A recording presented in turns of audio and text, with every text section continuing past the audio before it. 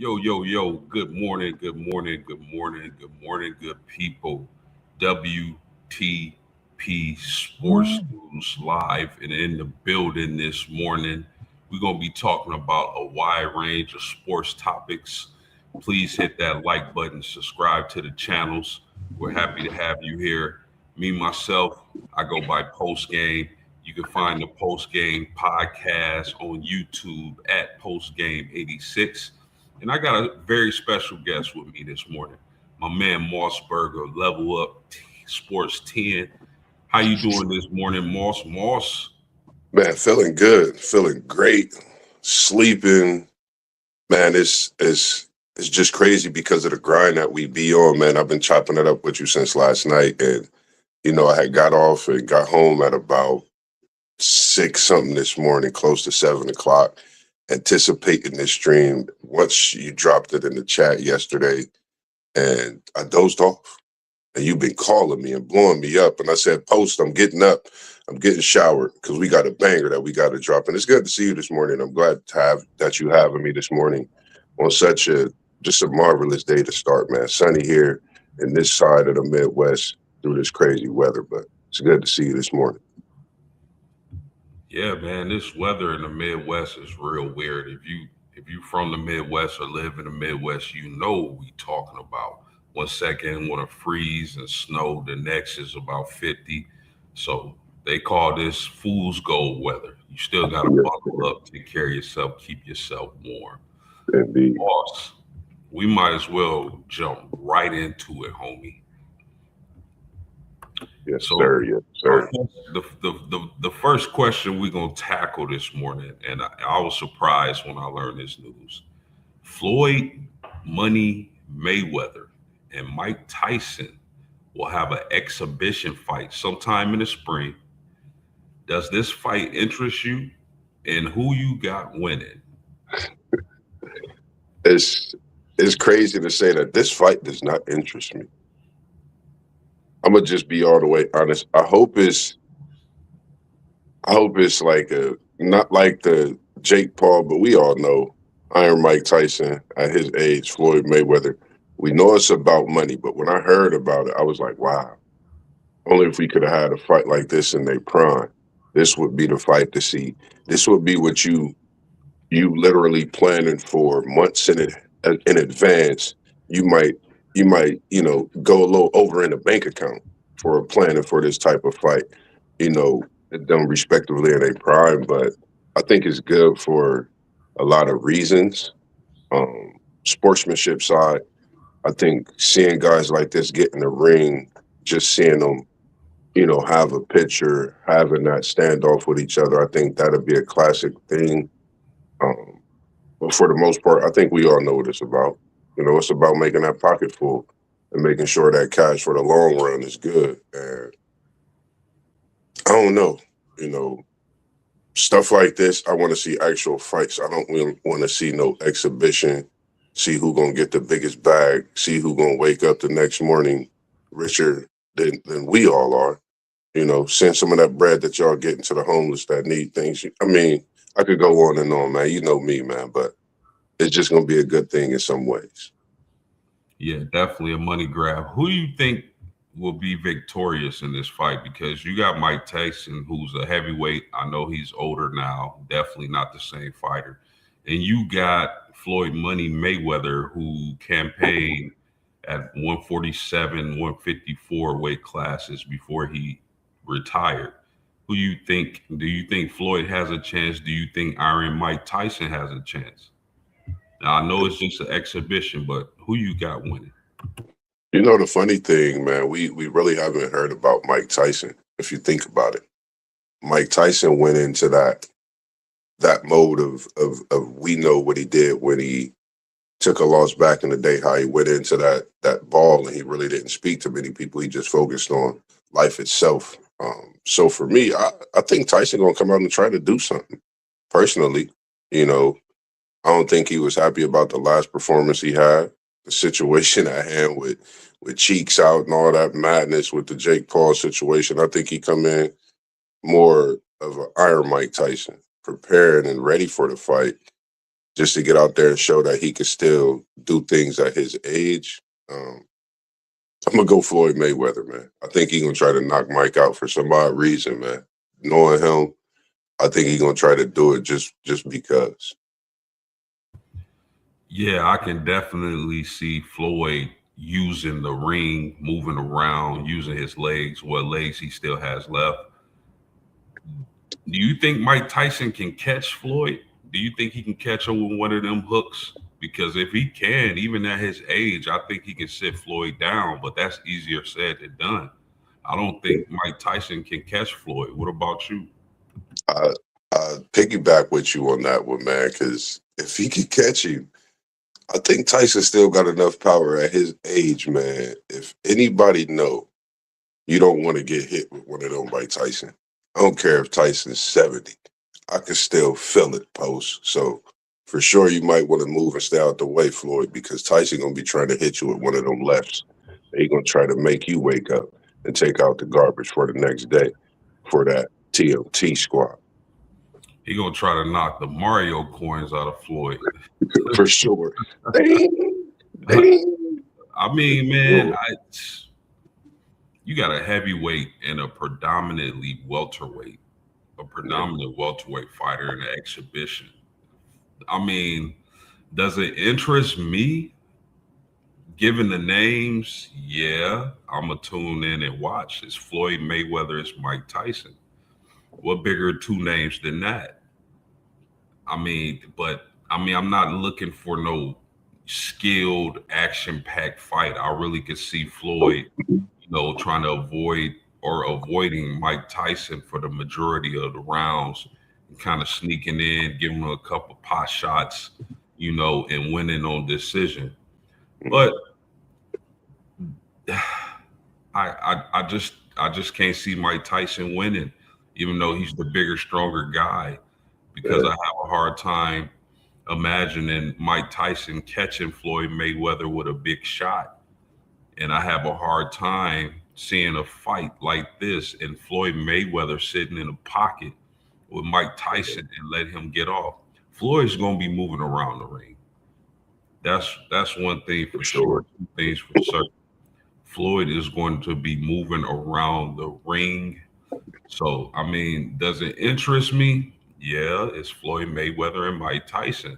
Even at ages, I'm still going to tune in and watch, but I'm not expecting fireworks. I'm expecting, a lot of moving around, cat and mouse, Mike Tyson trying to track down Floyd Mayweather moving around, sticking out his tongue, Yeah. hitting with the pot shots. And that's what it'll be. I don't expect no, rumble in the jungle type fight. It's going to be what it is for these guys at this point in their careers. Any last thoughts on this fight?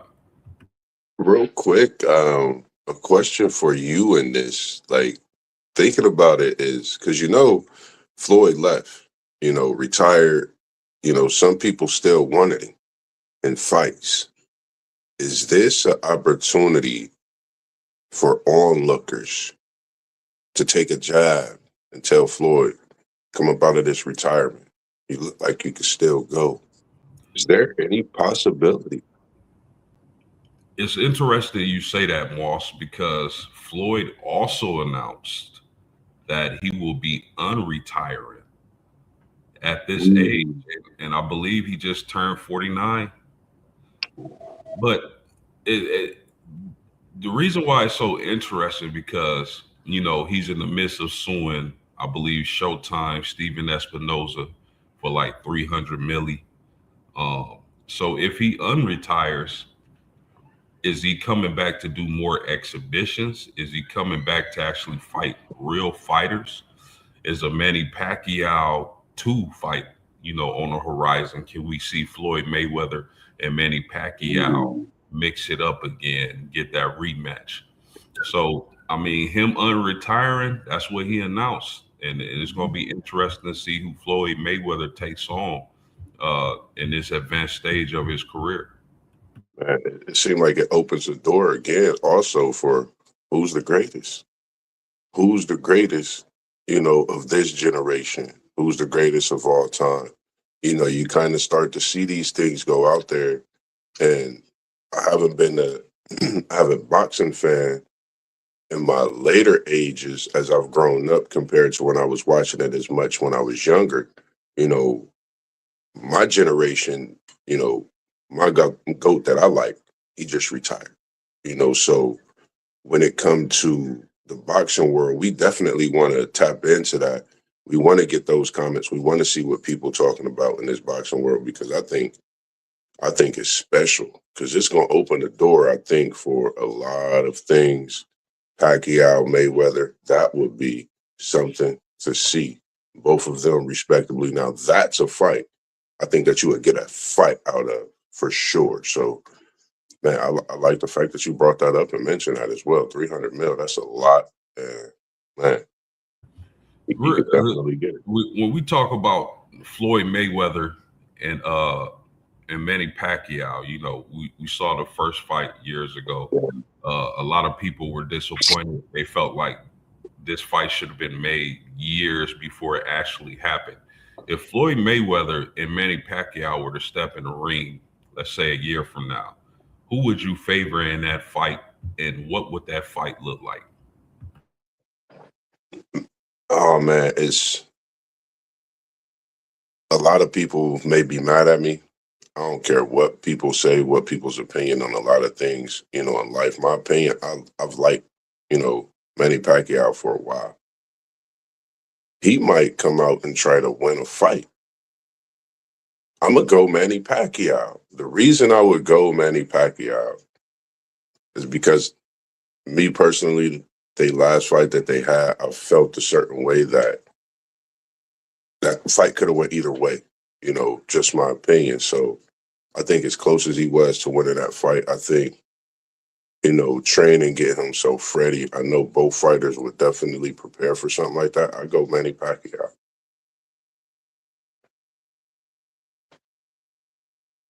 So you like Manny Pacquiao in the rematch?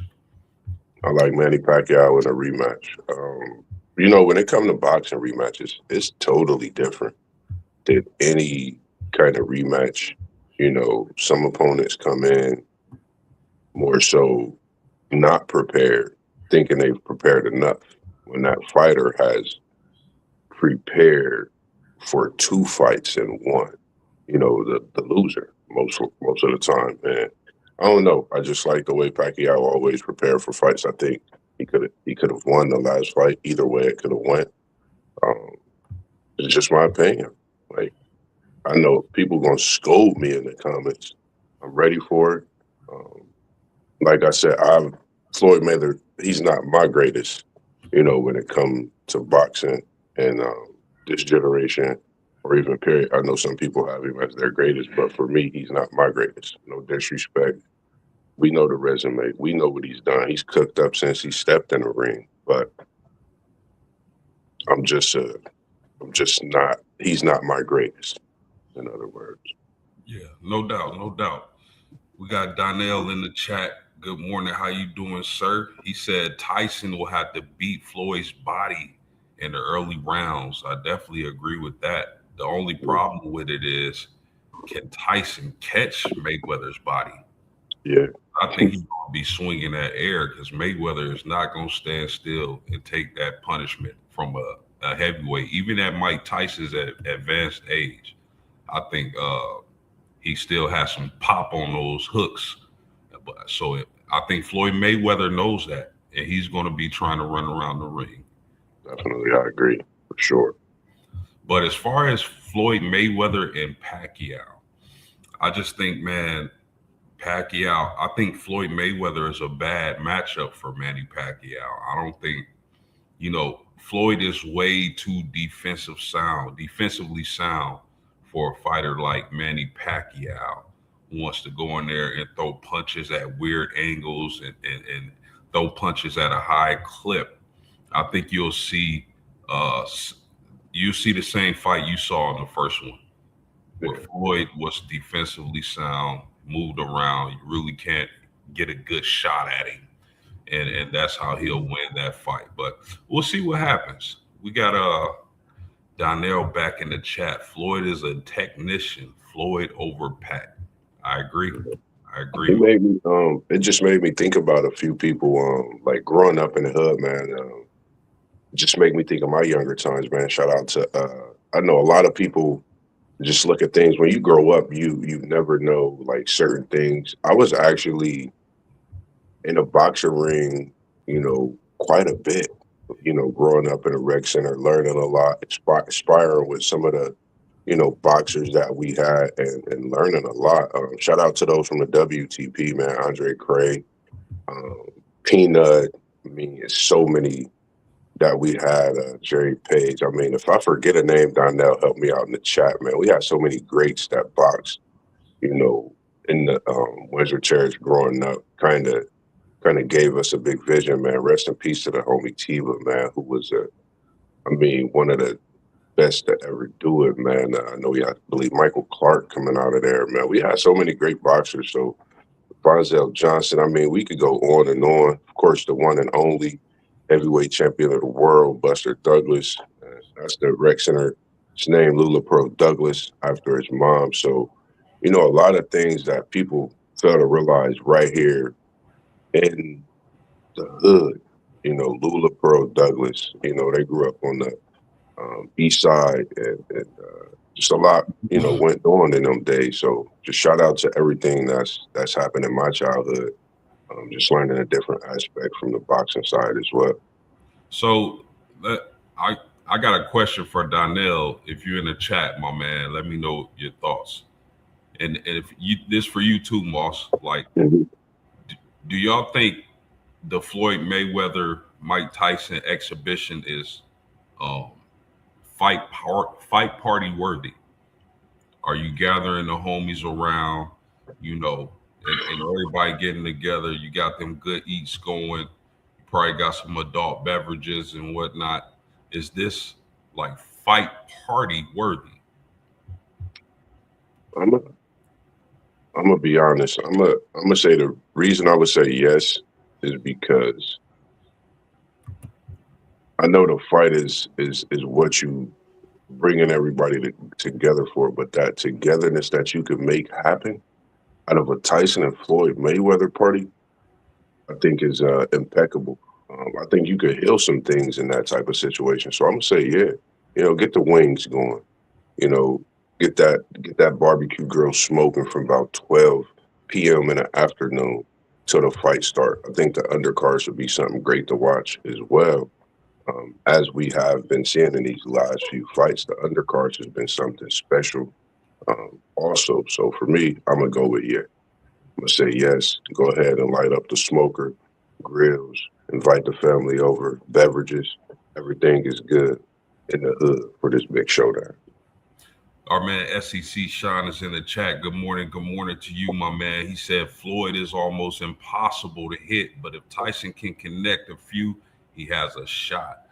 That was my same thoughts, man. You know how we both think alike. It's funny. It's funny. SEC Sean. Good morning, SEC Sean. Look, it says good liar, but this is not an actual alcoholic beverage, man.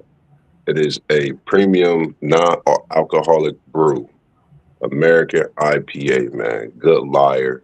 It's a great one. I had a little bit a few weeks ago, so make sure you tap into that as well. Yeah, y'all know our man Moss just trying to get our sponsorship game up. So you know that's what he do. Donnell said Mike Clark, Tony Snow, Humor Kennedy, etc. Man, Tony, the you talking about? Oh, we talking about Tony the? Oh my man, we had some like we really like post man. I'm gonna tell you this, man. Like growing up in the hood, man, you had to know how to throw them hands, man. It take me back to sometimes. I know me and my brothers got jumped growing up in the hood, but we learned a lot from that. But you really had to have them hands. I think that's something that pushed some of us into that boxing ring. But I mean, it's man, just seeing that list made me think about man, so many greats that we have, man. So many, so many. No doubt. I mean, I got to question your childhood if you never gotten in any fist fights, you know. You ain't got no fist fight or got an ass whooping, man. I don't know what to tell you, my brother. Donnell back in the chat, he said for sure, if Tyson come to fight before the old school, we will tune in, show these young ones how true we used to do it. That's a fact. Yeah. That's a fact. Any closing thoughts on Mike Tyson, Floyd Mayweather, Moss, before we move on? Let's get ready to rumble. That's all I feel, man. That's all I see. I'm ready for it. I'm excited.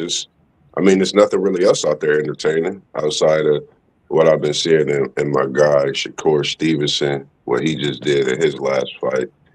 Um, like I said, man, if you out there, you want to tap in with this boxing, um, feel free to reach out, man. We definitely want to tune into it more. Nephew, IBs, I know you're gonna be doing your thing, so I'm definitely looking to get you on sometime soon. Great Griffey Griff, how's it going this morning? It's good to see you in here, boss. Good morning, man. What's good, man? What's Doing going pretty on? good. Good morning. Griffey Griff, you came in just in time. I'm always happy to see you on the stream. I really like what you bring to the table, your sports knowledge, and it's always a great show when you're able to attend, my man. So Appreciate it. you in here just in time. The question was Floyd Mayweather, Mike Tyson will have an exhibition fight sometime in the spring. Does this fight interest you, and who will win? The floor is yours, my man. I'm a pretty big boxing fan. I'm a fan of both of them. You know we you know what we seen the last time Tyson was in the exhibition against Jake Paul. Jake Paul's a lot younger than Floyd, and and could have opposed a lot more damage to Mike than what Floyd can. But this fight doesn't interest me much in the realms of picking a winner or whatever. I think Floyd probably would win if it was a winner. I don't think Mike would be able to get his hands on Floyd. I think Floyd would still be able to move move his head around, avoid Tyson's punches, and be able to connect on Tyson by not having the quicker reflexes, being 60 something years old. So yeah, I don't have no interest in this fight. I see Floyd winning it if it was a winner determined, and I don't. That's about all I got to say on it. I don't. It doesn't interest me at all, and I'm a big boxing fan, not one bit. Smash the like button if you're in the building. Smash that like button. Griffey Griff, let me ask you this then, man, because I think we all shared similar thoughts on this fight. Yeah. Is this fight party worthy? You gonna be getting the homies together, getting them good eats. You know, you could get the homies together and probably have a good time watching it. I ain't gonna say that. You know, it's gonna be entertaining. You know, it is Floyd Mayweather and Mike Tyson. You know, they ain't no little dogs. Them is two big dogs. So you can definitely get something together and get it going on that night and have a nice time watching the fight and enjoying it, whatever, whatnot. But still, in all it won't interest me one bit. Like I'll tune in. Don't get me wrong. Somebody happened to invite me over if I was to watch it. It was a free fight on Netflix or whatever. I would definitely tune in. But still, to answer your question, yes, I think it could be a get together type of thing. But as far as the interest goes and being excited about it, it's scale of 1 to 10. I give it 1. Okay, Give okay. it a Respect, 1. respect. Man, a lot of thoughts, a little bit of a buzz about this fight, but let's go ahead and switch gears and turn our attention to the NBA. The NBA, the NBA action resumed after the All-Star break. So I got a question for you fellas, and I'll start with you, Moss, and then Griffey Griff.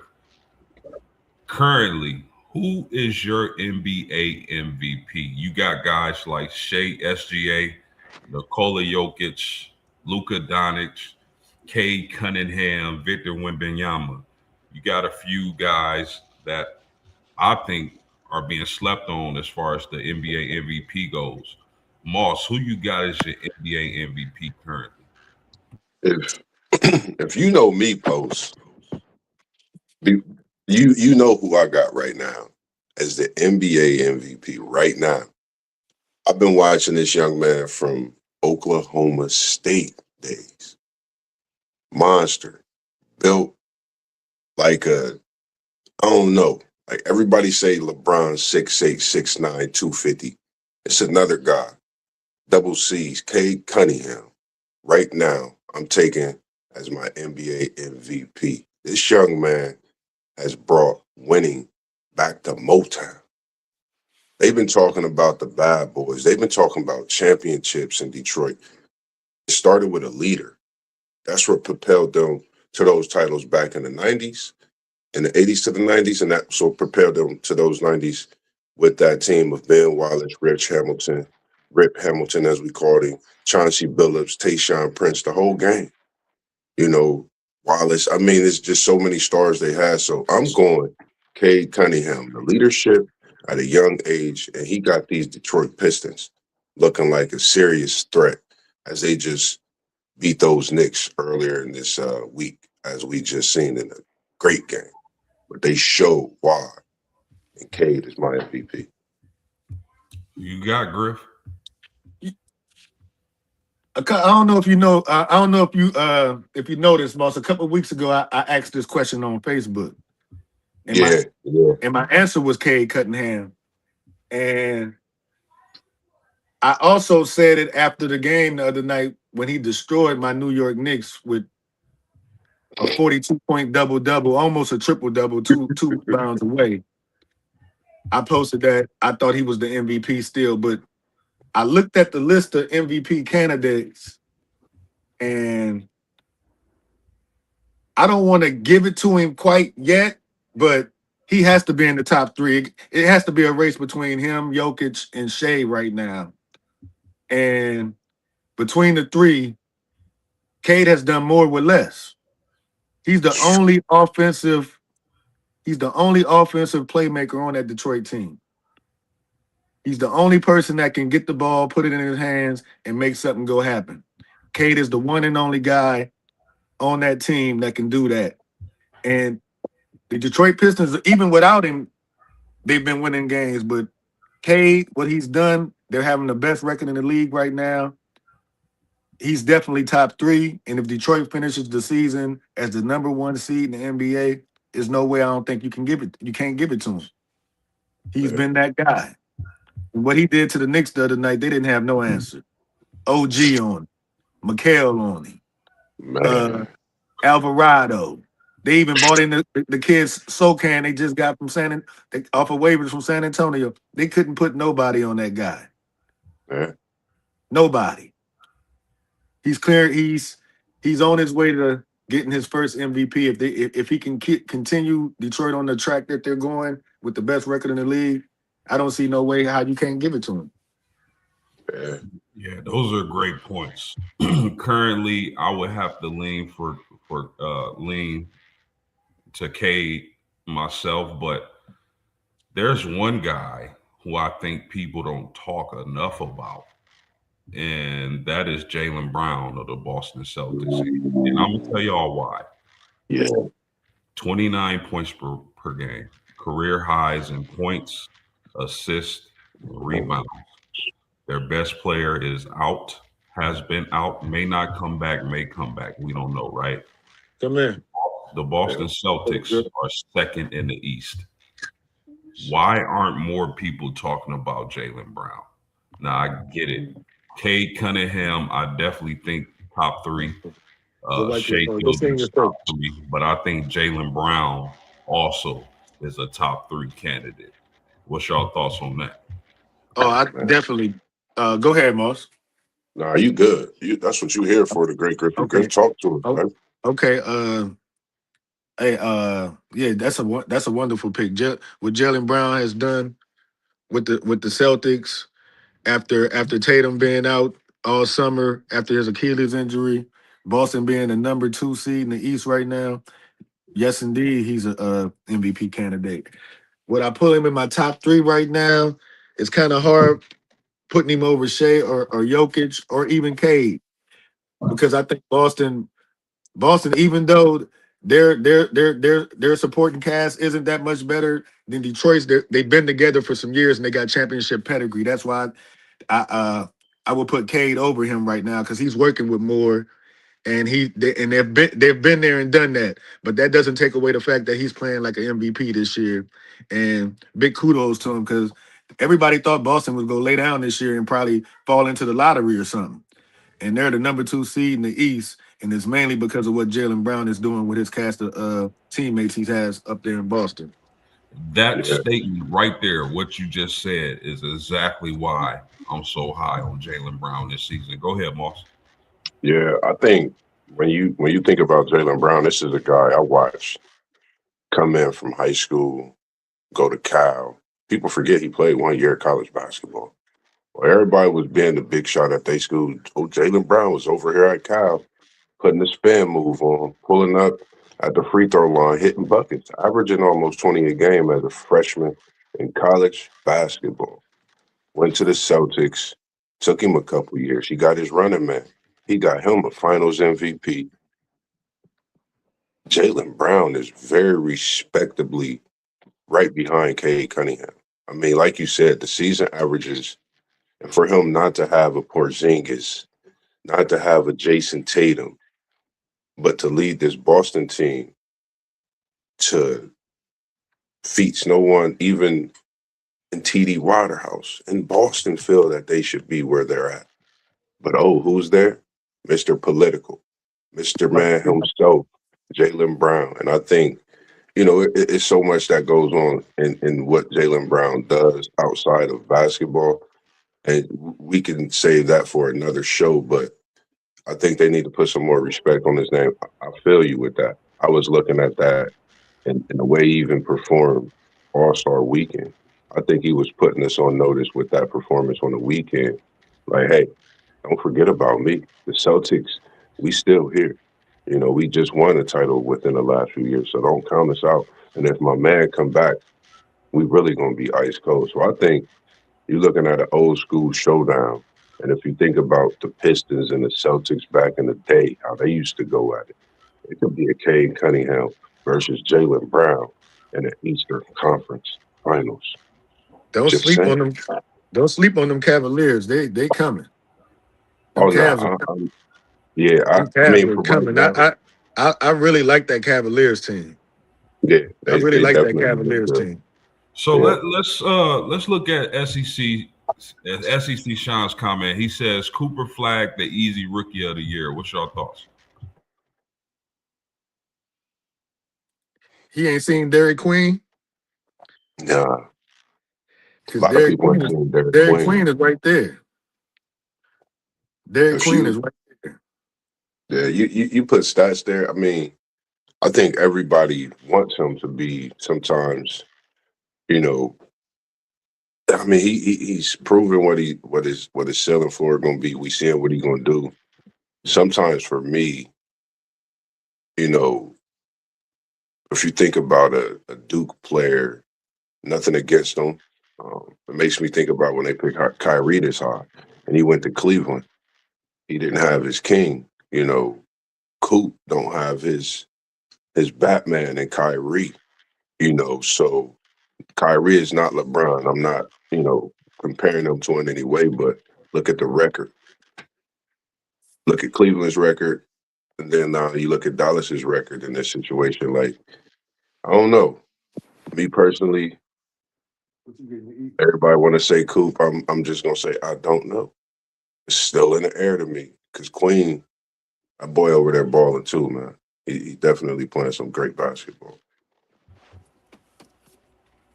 Man, you know what's crazy is Cooper Flag is actually supposed to be in this upcoming rookie class. He reclassified so he can be a year early.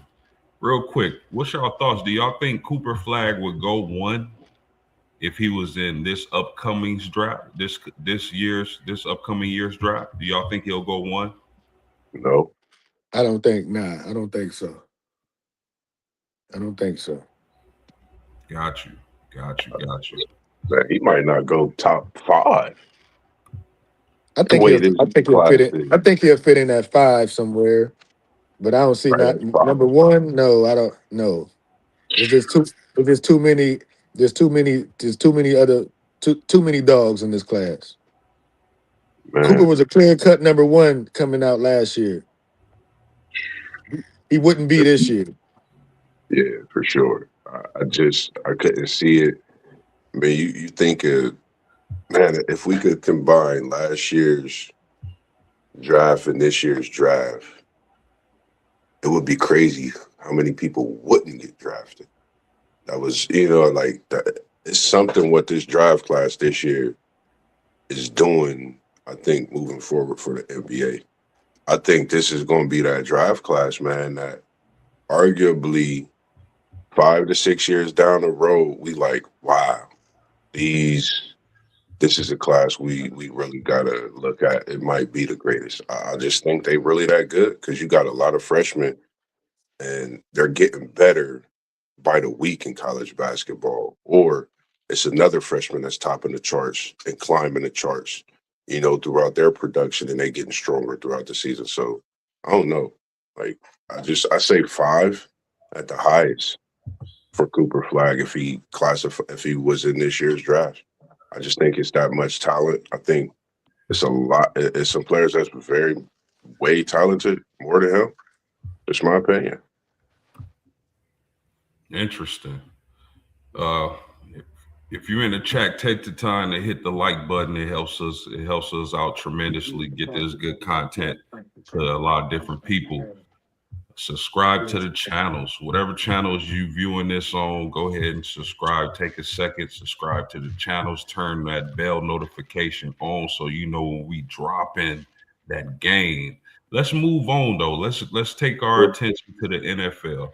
Oh, real go ahead. quick, Coach, before we switch over to the NFL while we was talking basketball, great Griff. I know you dressed for something special. I don't know if it's work. Yeah, I'm about to. I'm about Talk to. I'm to about us, to. man. I'm about to drop my daughter off. We got a game today. We got our sectional final today. Yeah, Win this, yeah.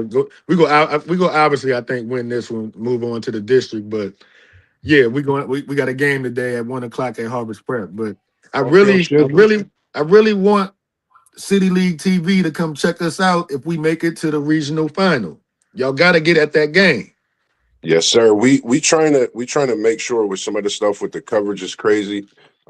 I know me and T1 talked about that. So some of that stuff, but we definitely got you on, man. We You know, appreciate you I know y'all schedule be tight and everything. But I think it'll be, a big thing. A Columbus school with the opportunity to go to the state. That'll be a good, a Oh yeah, good, a good broadcast for y'all. for sure. And man, just appreciate you and your journey from Yeah. from small up into this, man, with your daughter and her journey with basketball. A lot of people don't know how good you were in basketball, but it's in the Okay. genes. And just get that win today. Yeah, You we gonna get know, that. We gonna definitely try to get this win today. Like you said, I appreciate what you said. We 3 straight district titles. You know, we don't. She done had a pretty good high school career. Three district titles. We made the regional final last year. You know, 4-year varsity player. I injured her sophomore year. She tore a meniscus not once but twice. So that was a little setback. But she stayed at it. Came back junior year. So senior year been solid. Chance to get to the state. Got a commitment to go play college ball. So can't complain about none of that, bro. minor setback for a major comeback, and what she's doing, man. We just here at WTP Sports do myself, Level Up Sports 10, post game 86, man. We appreciate what your daughter Shania is doing on the court and off the court, and what you guys are doing and the parenting and just raising her to be a great kid, man. And success is only starting, man. I'm gonna Yeah, claim that state championship. I know the grind that those girls been on, and it's gonna pay off, especially through her injuries and her perseverance, her resilience to continue to play when you're going through something like that. I know how injuries could be. It's tough to come back from, but shout out to her hard work and dedication and get that win today. Shoot thank that you, three bro. ball, hit that crossover, because I'll be seeing the highlights and be that dog that we know you are. And she Mossberg love of she Level love Up that three Sports 10. ball. Yes, sir. I'm Thank ready you, for that bro. conversation once that state championship is in the bag this season, and I'm gonna claim it for y'all in Thank advance you. for sure. Thank you, bro. I appreciate y'all. I just wanted to check in with y'all because, like you said, you seen me. I am getting ready to get up out of here. So y'all continue to have a good show, man. I'll holler at y'all fellas later, man. Yes, sir, man. We appreciate you, man. We For appreciate sure, you. man. Salute, Have dog. a good Saturday. Hey, you Yes, too. sir. Much love, man. Same to you. Y'all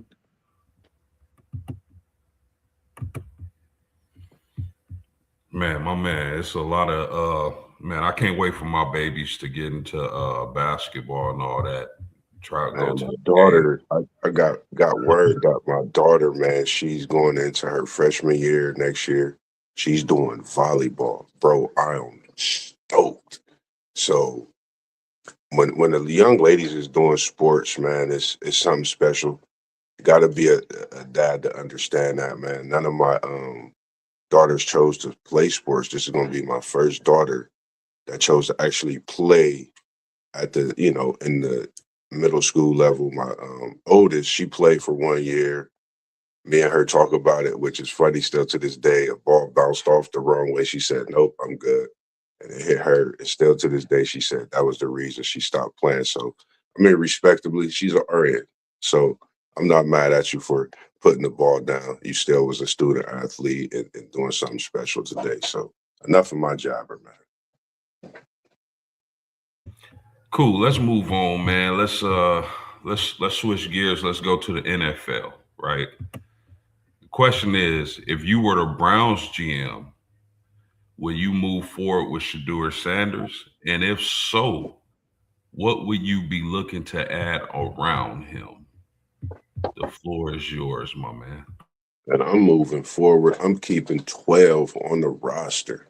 Why get rid of 12 when you got all these picks and all this availability to get the offense right? You got the all time sack leader on the defensive side of football. What you worried about on that defense? Get the offense right, get Shador right, get that man some weapons so he could show us what he could do. And so he could just show y'all that y'all made a mistake. And I'm thankful because one thing is, I know it's timing. He know perfect timing. So it was at the right time, right situation. He in Cleveland. Now it's time to get those much needed weapons so this boy could have a successful NFL career, as we seen him do at the college level. Yeah, I agree. I would go forward with Shador Sanders. Um, I was very high on Shador Sanders coming out of college.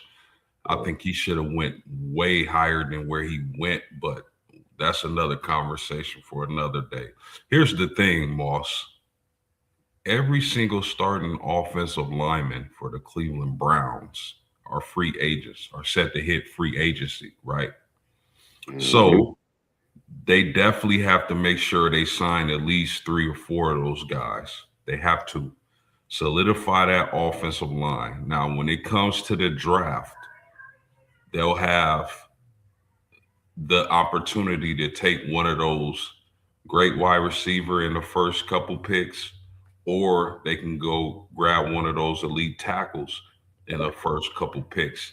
Then come back around in the 20s, whatever position you didn't take in the top, what, five or six picks, 5 or 6 picks, yeah.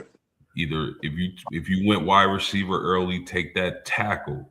Monroe Freeland from Georgia, take that tackle at the back end of the first round. Or if you go tackle first, maybe a Denzel Boston is there for you to take in the latter part of the draft. But you got to solidify that offensive line. You got to get another elite young wide receiver for Shador Sanders because Yeah, like you said, that defense is devastating. I think that defense can be one of the better defenses in the NFL. And all you got, the running game is solid. Get you the tight end position. We know the tight end position. They got really good tight ends in Cleveland. Get you yeah, a young stud at wide receiver, solidify that offensive line, and let's see what Mr. Sanders can do.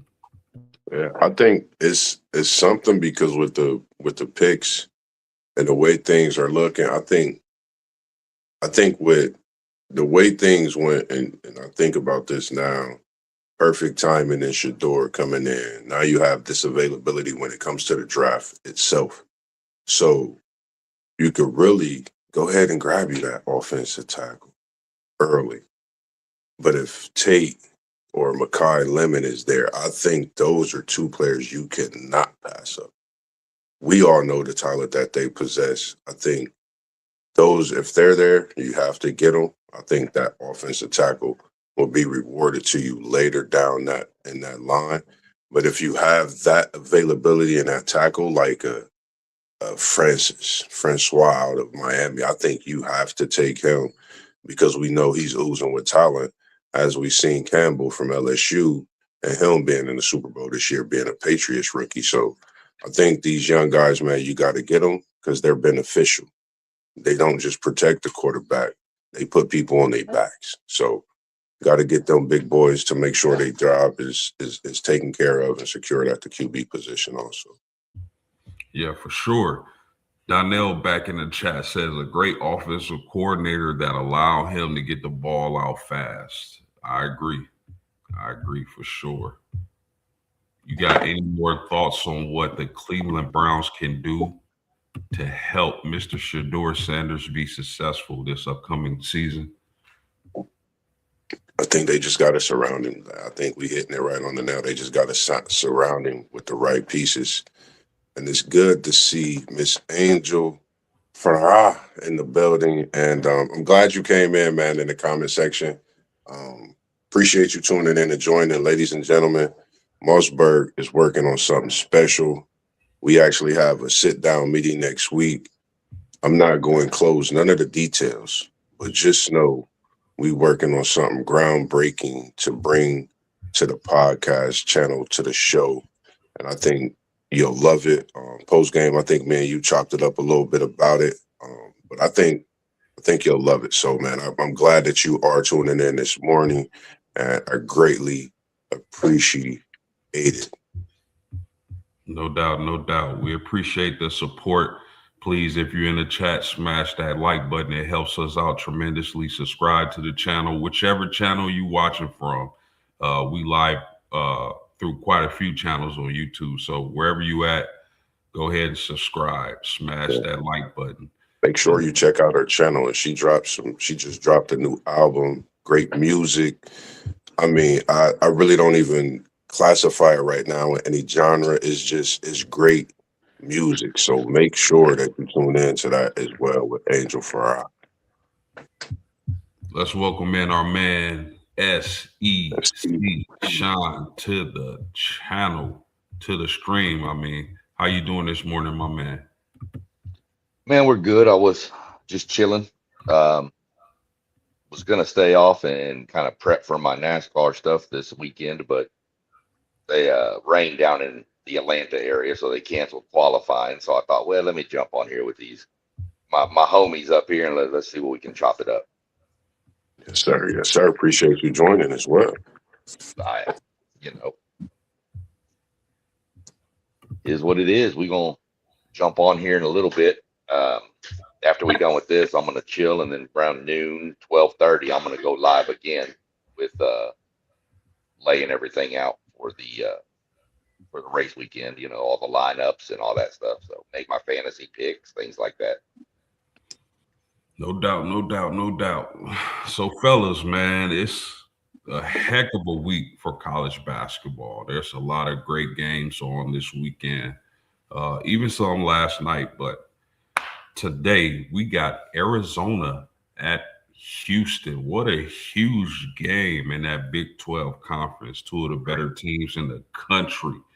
So just give me your thoughts on this game and who you got winning and why. Go ahead, SEC Sean. Chatted on this a little bit last night too, me and Doug. I got Arizona in a close one, even though it's at Houston. Reason being is, and I told this last night, is I think Arizona has more scoring threats than Houston does. So I think if it comes down to the last couple of minutes of the game, I think Arizona has more options to score. And I just think Arizona's a more complete, well-rounded team. Not that Houston's not a good team. Don't get me wrong.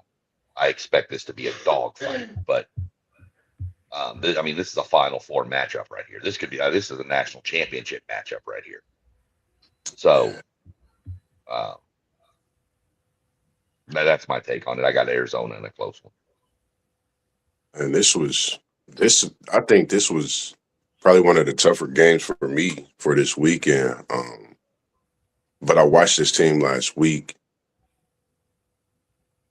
I'm going Houston.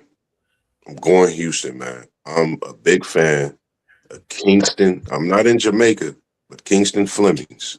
This kid is special, man. This young freshman. I look at comparisons to Derrick Rose, man. What college basketball team putting a true freshman point guard, putting the ball in his hands in crunch time? We've already seen him get a 40-point performance. You've got multiple 30-point games this season. Then he got the senior Sharp. You got a couple weapons that can shoot in Anderson. I forget the other transfer's name. But this Houston team is really good. You know, after watching them, I'm going with Houston at home. I think this Cougar Dome get the rock in the day. I think Sampson has these boys ready. And this is a big win. If Houston could get this, I think it's a big win. It could push them in position for March Madness. I think this is what takes Arizona out of that number one seed, out of them first four number one seeds, is this Saturday's loss at Houston. So I'm going with Houston. Yeah, fellas, I don't know who to pick in this game. The fact that Houston is at home worries me for Arizona. The fact that Arizona won't have Cole Pete worries me. So I think Houston is definitely the favorite in this game. Um, to me, it's going to come down to guard play. We got some exciting guard matchups today. With you got Bradley and Burries, you got Kingston and not Kingston, but Flemings and those guys. So to me, it's going to come down to second chance points and who's able to win the guard matchups, like Bradley and Burries. If they can outscore those guards at Houston, I think they'll put themselves in the good position to knock off Houston at home.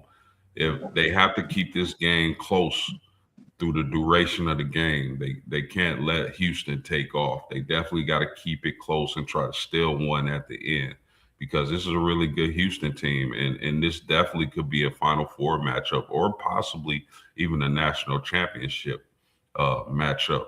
But the rebounding for me is going to be key, and who's able to shine and win those guard matchups. Any more thoughts, fellas?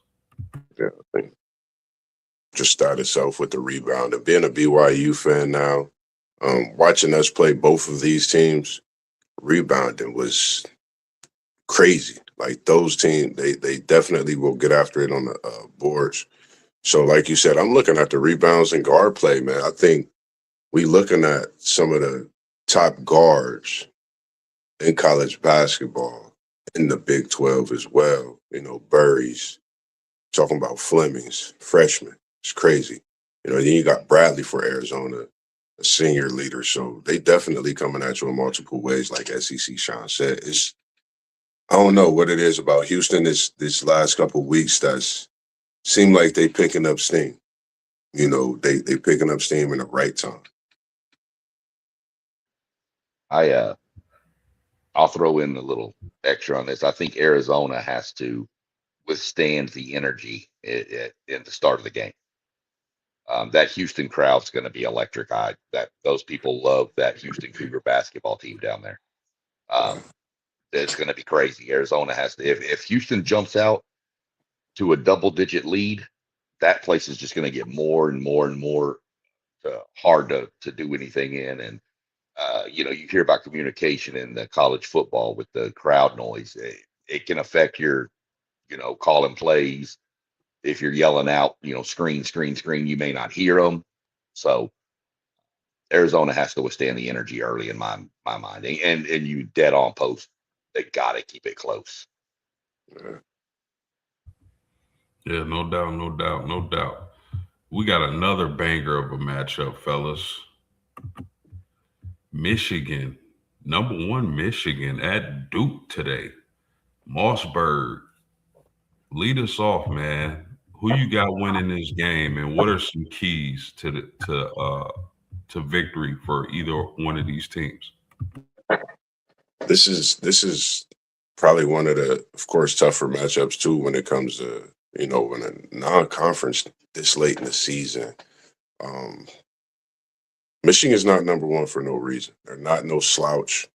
They really coming at you in different ways. But I think one of the key factors for me with this Michigan team having a Cadeau. Cadeau has experience playing in Cameron, playing against this Duke team. So I think having that experience and you coming in with the number one team, they have to beat you in their place. It's easier going there, but we know what the Dookies are like. We know what the Cameron crazies are. And Miss Graham, I'm sorry, little bro, I'm sorry. I got Lindenborg and Parlay Poe, Big Bronny Hughes, OG. I got your Wolverines today in a close battle against the Booze brothers. Michigan by 2 in a thriller. Instant classic. This is something that takes me back to Grant Hill, Chris Webber. I think about all those. This is the first time they've played in a number one, number two matchup since then. And Michigan, Duke won. Michigan wins. Lindenborg for 30. Okay, okay. SEC Sean, what you got, my man? Man, first off, this game isn't at Duke. This game is in Washington, D.C., at the Capital One Center. So that's an advantage for Michigan, is not having to face all those little dudes jumping around all over the place. I don't think this game's close. I honestly don't. I think Michigan blows them out. I think Michigan beats them by 12, 14 points easy. I think Michigan has the size to contain Boozer. I think Michigan's right there with Arizona as best team in the nation. I know Arizona has dropped a couple games in a row, but when's the last time we saw an undefeated college basketball team in Division One? I mean, be real about that. So, Miami, Ohio. Let's put them up. Speaking of them, I'm gonna get a comment about them after we're done with this game. I heard yesterday me and Doug talked about.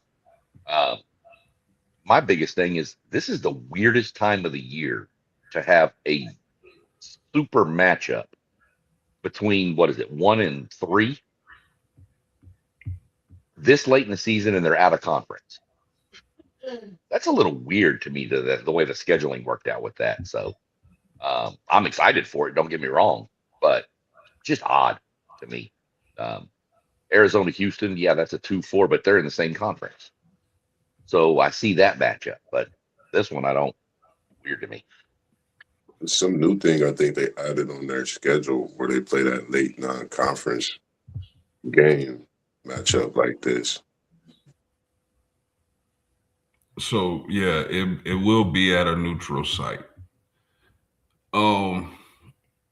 Man, I love this matchup. I don't know how we got blessed like this at the point of time of the season it is, but I'm happy we got this matchup.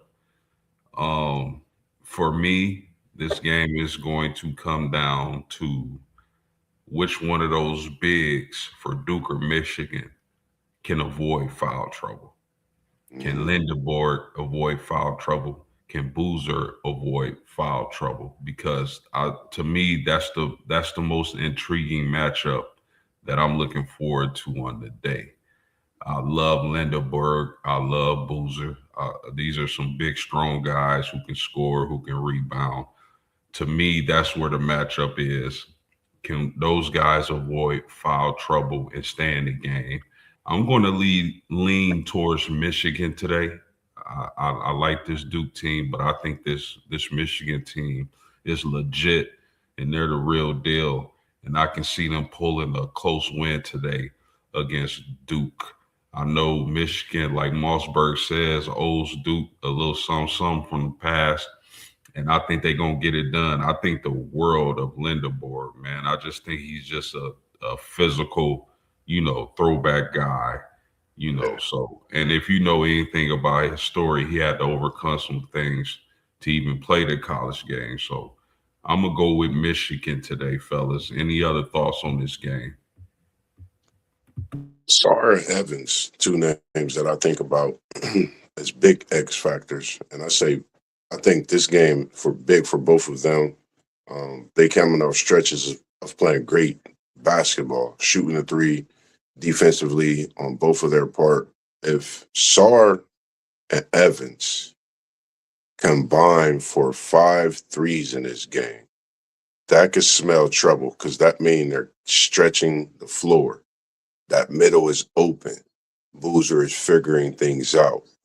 When Evans and Sarr is on, their defense, they rise. So I think those are two players that I'm looking forward to watching today, see how they play in this big game against Michigan. Their size and athleticism, I think, playing a big part as well against Michigan's size. So those are the two players. I think Boozer's going to be all right. I think he's going to be Booze. And we really haven't had that matchup of where we looking at him like this #1 pick versus the #2 pick. So you can really look at Boozer and watch his quality of the way he plays today and look like, man, where do he sit in the draft? Because this kid is special. I've been watching Boozer and he could go. So even though I got Michigan, those are my things to look out for. Evans, Sarr, big time X factors, opening up that middle for Boozer to put in work.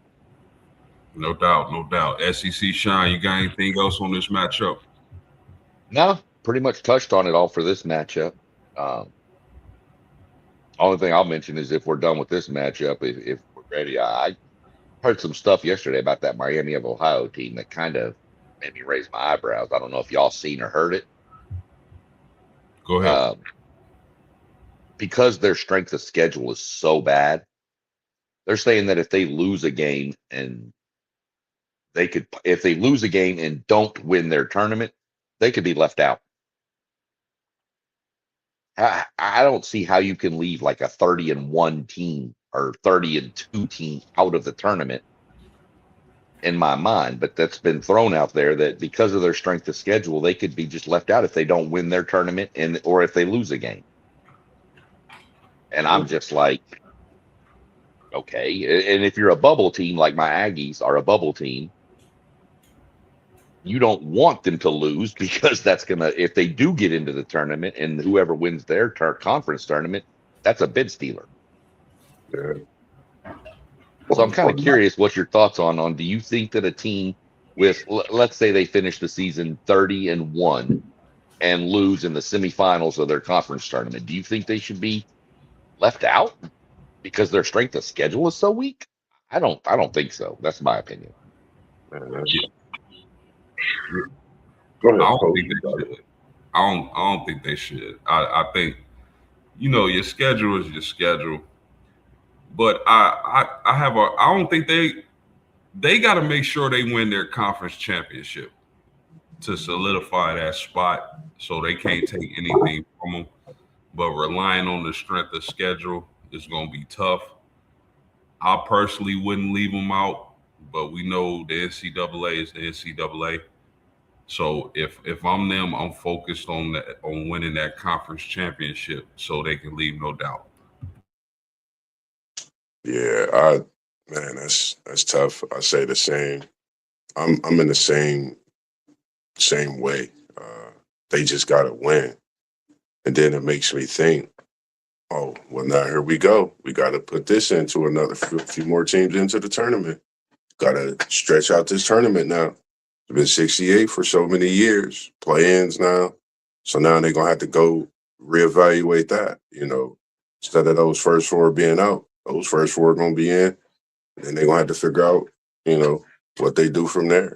Put a couple more teams in. But I think they're going to definitely make the tournament committee figure some things out. If they don't win a championship, but I got Miami winning that championship as well this year. It's great to see what they're doing in college basketball. Make it the committee use they noggin. Let's go. Yeah, that's a really good question. Man, this has been a real fun show. I've had a ball. We're down to our last question.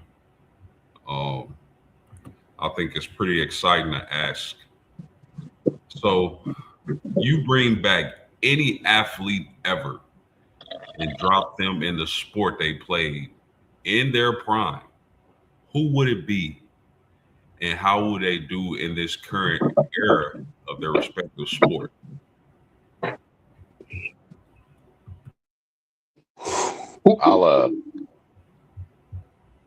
I'm gonna jump off. I don't think that this is the easiest. I mean, a lot of people when you ask this question are gonna jump and say, "Give me LeBron" or "Give me Jordan." Give me Jordan. Give me Jordan. This isn't Jordan style era NBA.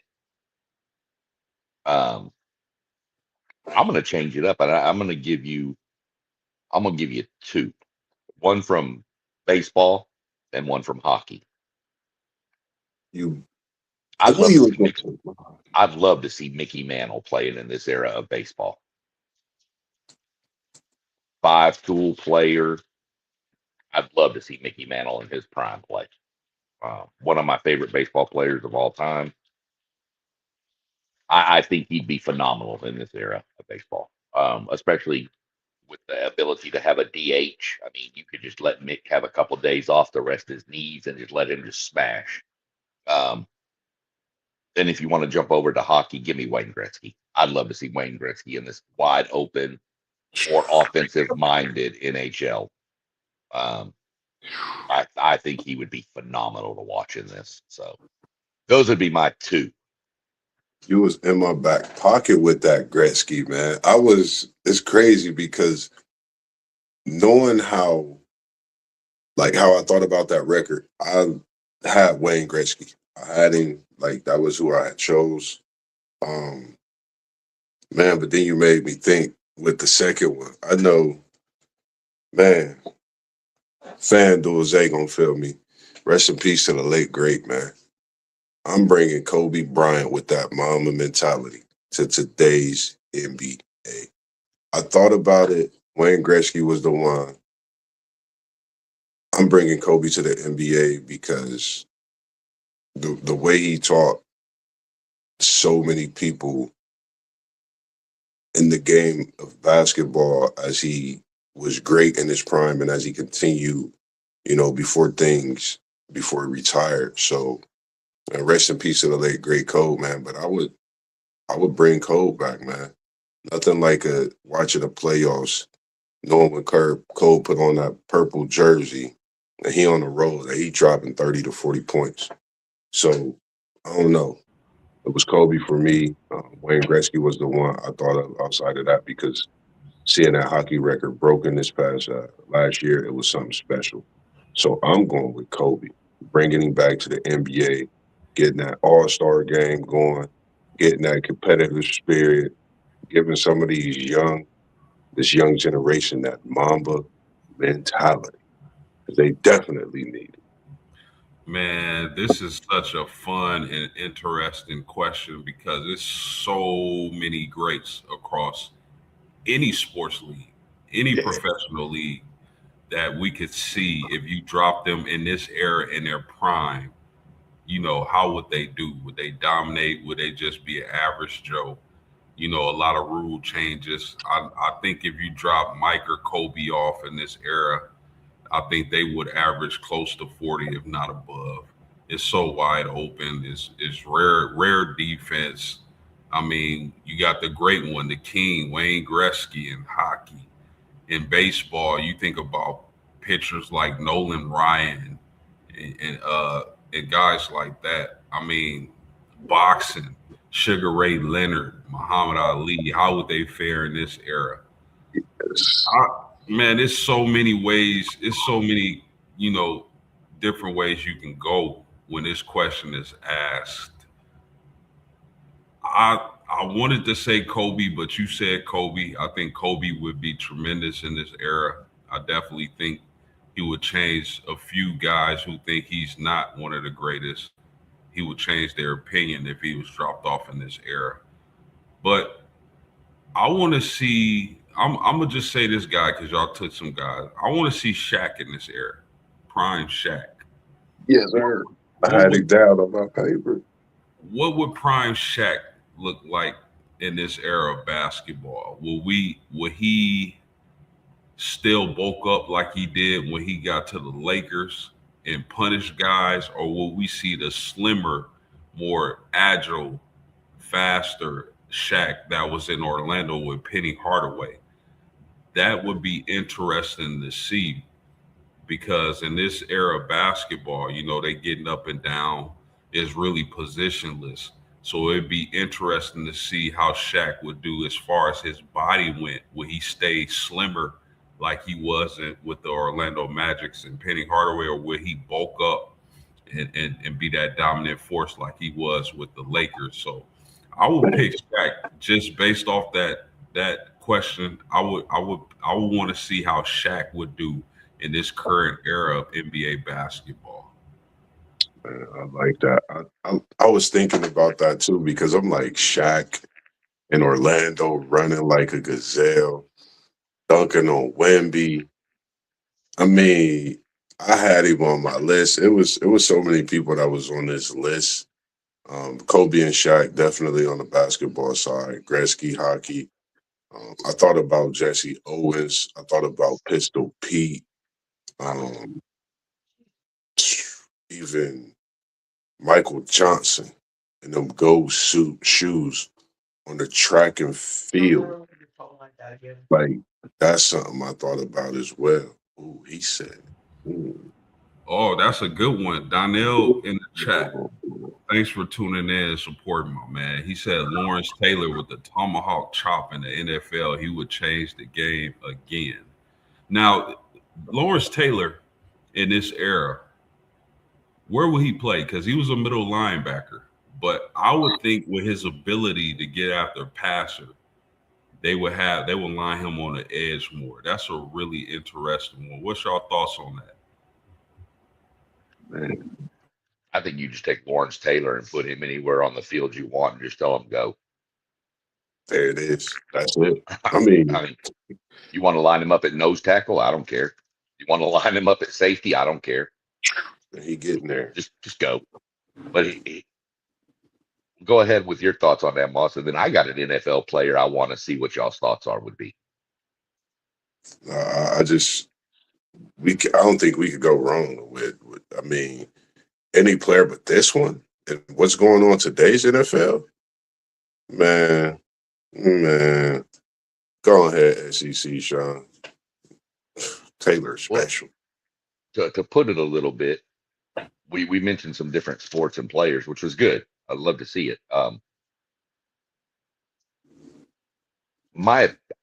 What would Dan Marino do in this era of NFL? Man, He or would get him Montana. a Super Bowl. Well, but Marino never won one. He would get him one. That's what I'm thinking, Yeah, he could really get him a Super Bowl in this era. right? He, You I, remind me of him. Go ahead. I think Marino, because a lot of people don't know, a lot of the younger guys don't know, or sports fan period, they don't know the kind of arm talent Dan Marino had. And with today's rules in the era, I think he would be slicing up defenses. Like you would see like multiple years of 5,000 yards passing, Yeah. multiple 40 plus touchdown years. I Yep. mean, the reason why I say a Joe Montana, you can't bust up the quarterbacks like you did when he played. So what Marino guys like Montana, I think they would absolutely dominate this era of football. I agree, man. I think Marino, a lot of, like you said, a lot of people don't know who he is. You watch Matthew Stafford. This is Matthew Stafford is this era's Dan Marino, just my opinion. The way he throws the ball, his yardage, and what he do, even though he got him a Super Bowl. I look at Stafford at how he was going in that way, but Marino would definitely get him a couple Super Bowls, man, possibly a back-to-back. Because, I mean, we know what he could do with the ball offensively, but just the way, as you said, he spin that thing, like accurate, gets the ball there. I mean, special, elite. Yeah, you could take almost any of those quarterbacks if you think about it. Marino, Kosar, um,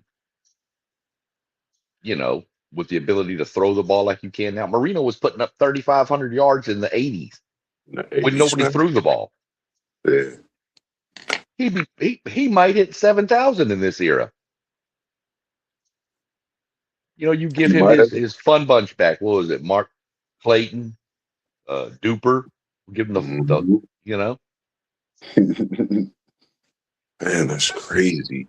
Yeah, it's so many different. I mean, it's so many different players we can talk about from the past. If you threw them into this era and how they would do. Donnell had another interesting one. Mike Vick. How would Mike Vick do currently in his prime? He definitely, Ooh. with his arm talent and his speed and agility, definitely would be a showstopper.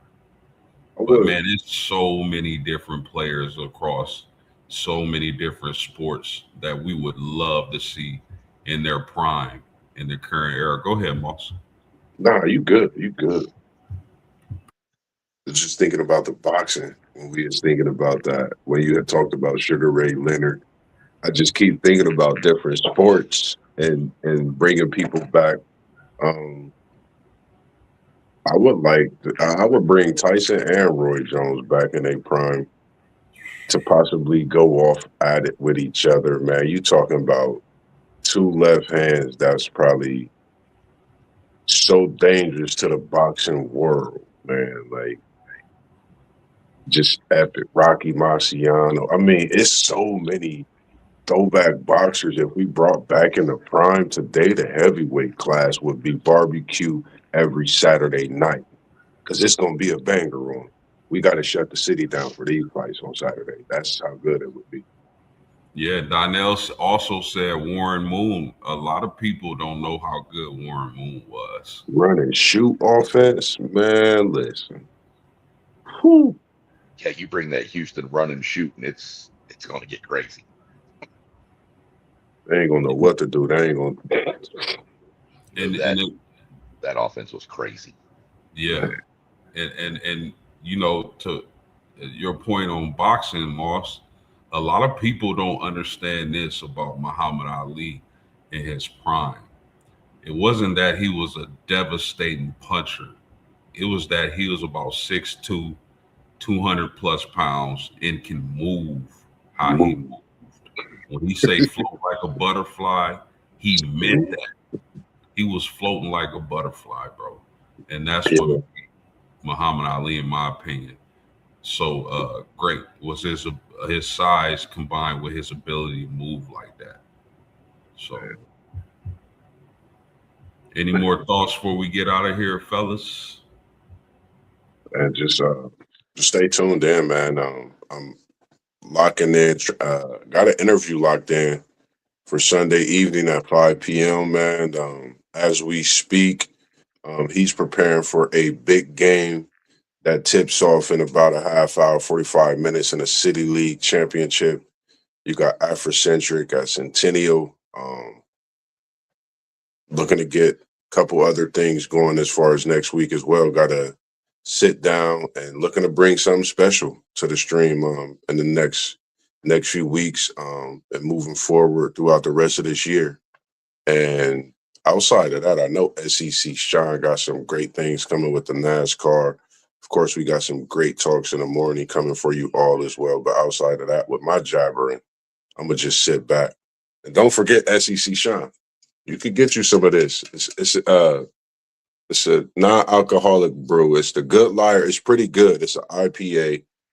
stay reckless. So make sure you tap into that good liar, man. This is pretty good, man. Definitely. And if they want to sponsor the WTP Sports Dudes, we'll take it. Always, man. Always. Got to go make a visit. We'll all crack a can every day. Oh, I definitely would. Sponsorship. Anything in closing, SEC? Here's a quick little. This is something we can talk about in the chat. Something for a future show, because this made me think of it. The question we just did, which was we could spend a whole show on this question, by the way. But let's see if we can get something together where name a player you'd like to see injury free, that their career wasn't cut short by injury. Oh man, and what would they do? Bob Sanders. Tracy McGrady. See, I go a different route, and he played not too long ago in baseball. I'd love to see what Josh Hamilton could have been if he'd not got all screwed up with drugs and everything. You talking about a bat with a metal plate at the end of it? Dude. Wow. I saw him play for my Rangers for a couple years, and he was the most phenomenal athlete I've seen, as far as on a baseball field. But injuries and too much drugs got him. If he would have stayed straight, and I'd love to see him. He might have broke most damn records in baseball. Because that boy was special, for sure. I like that. We're going to definitely tap into that. Because I like Tracy McGrady. I want to dive it too deep into that, because we can say that for tomorrow morning. Right. That's an excellent question. But off top, I'm just going to say Bob Sanders. What a devastating safety that was. But, I mean, great show, fellas. Like the video, subscribe to our channels. You see our channel scrolling at the bottom. You can find all of our individual podcasts on YouTube. We appreciate the support, and we out of here. Peace. Yes, sir. Peace. Appreciate y'all tuning in.